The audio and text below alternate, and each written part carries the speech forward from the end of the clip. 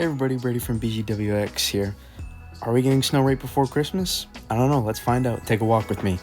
Here are my thoughts on what's going on right now. So, I really didn't want to stream. We didn't have a lot to talk about, all too different. We're still so far out.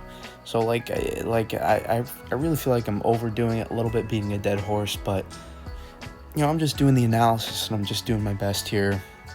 I'm really just relaying all my thoughts I'm thinking. I'm just, posting a little bit more than I typically would for a long-range system like this without, a lot of model ingredients. But you can see on the 0Z GFS, we had some better changes.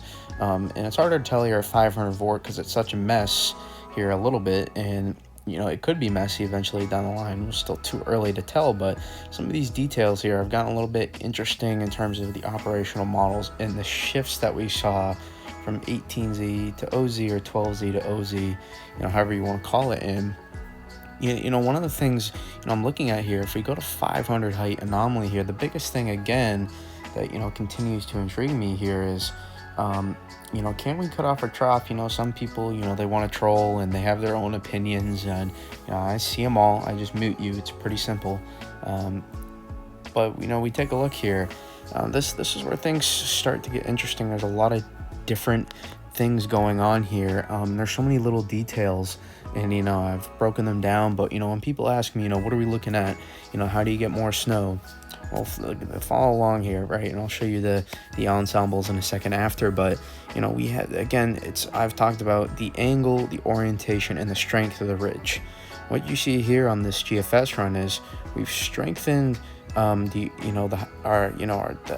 higher part of the ridge the best. Further north in latitude is where the core of our ridge is here strengthened, and we're seeing this also a little bit more vertical, and also the angle of our ridge too, a little bit pointing more right to the northeast almost, right, figuratively. And so the more that this happens, what actually allows to happen is this trough to sink in more, right?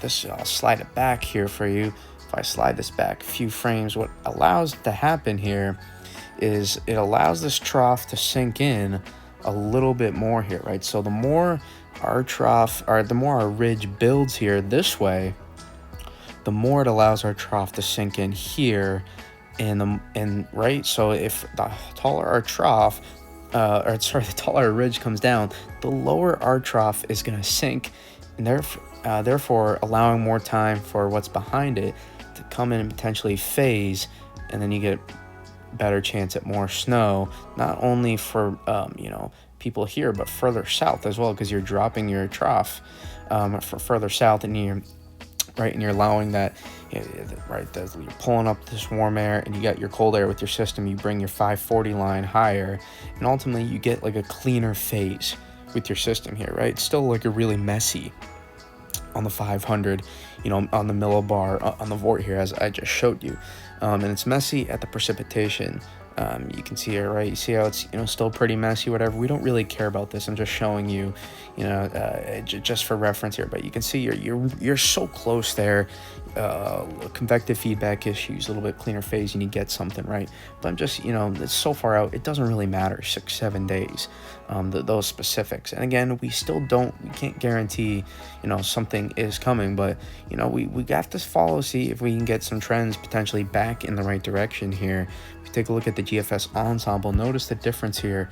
This was just a one-run shift here. See how our trough really doesn't move all that much, right? It's indicative of, right, once that trough sinks in, right, it can really slow down, because what can happen here, right, we still have that easterly ridge, and that will play a key part too. It's actually, we haven't had actually incredibly favorable trends here in terms of, allowing this eastern ridge to build back a little bit further west to trap the system a little bit more. But what you do have is your easterly ridge here, up in, past Atlantic Canada, in the Atlantic Ocean here. And you do have your big old western ridge here. And again, how this trough here in the Pacific, which is a real mess out there, that will play a part in, defining that ridge as well. And then the polar vortex too, how that, that will play a key factor as well. The more these height lines are connected to each other, the harder it will be, the more progressive the storm will be. And again, even if there is that, never know, with changes with here and here, this could play a part as well, and that could change potentially, but we have to keep an eye and see how this plays out here. I really don't have a great feel on the system. I've seen people call this a cutter, out to sea, unable to happen. I've seen everything in between.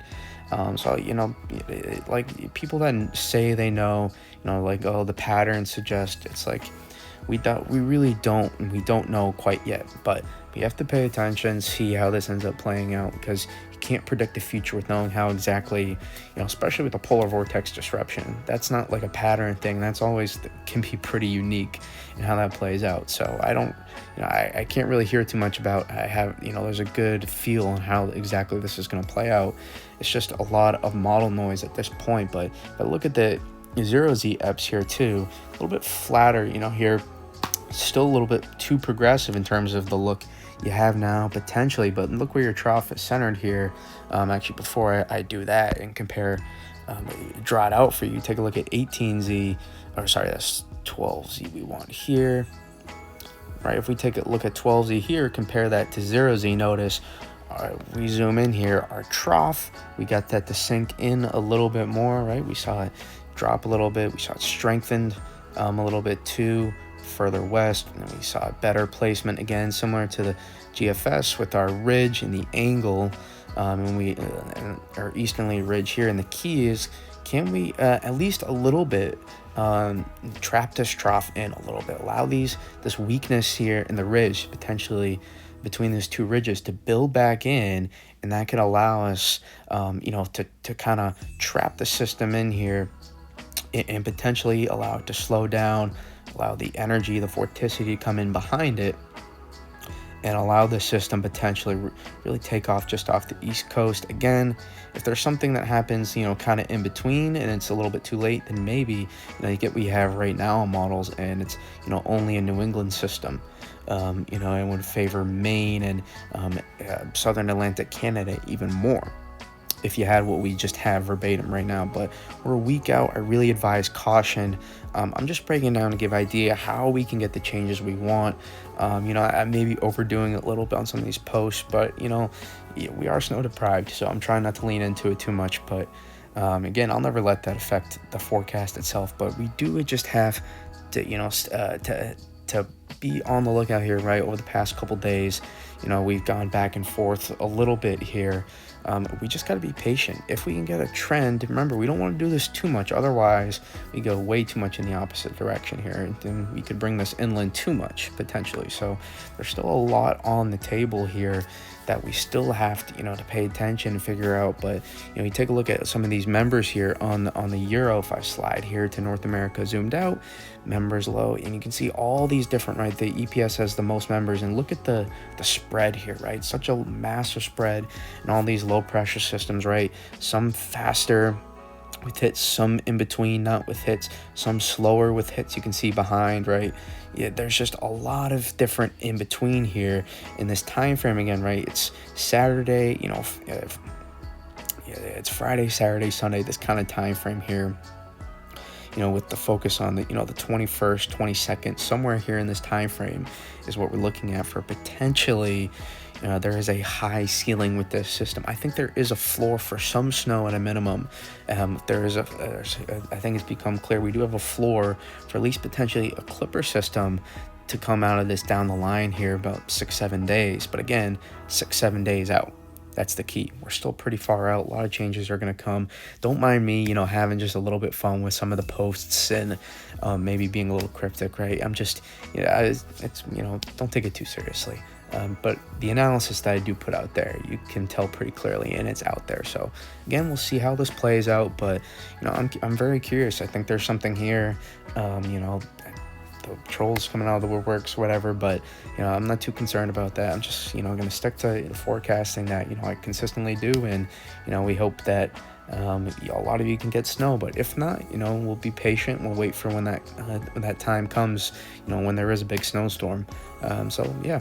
I hope you all are having happy holidays, and again, go check out my go check out my latest content, live streams breaking this stuff down, right? We're gonna probably go live again tomorrow night. Just wanted to give it a break with not a lot of new information. So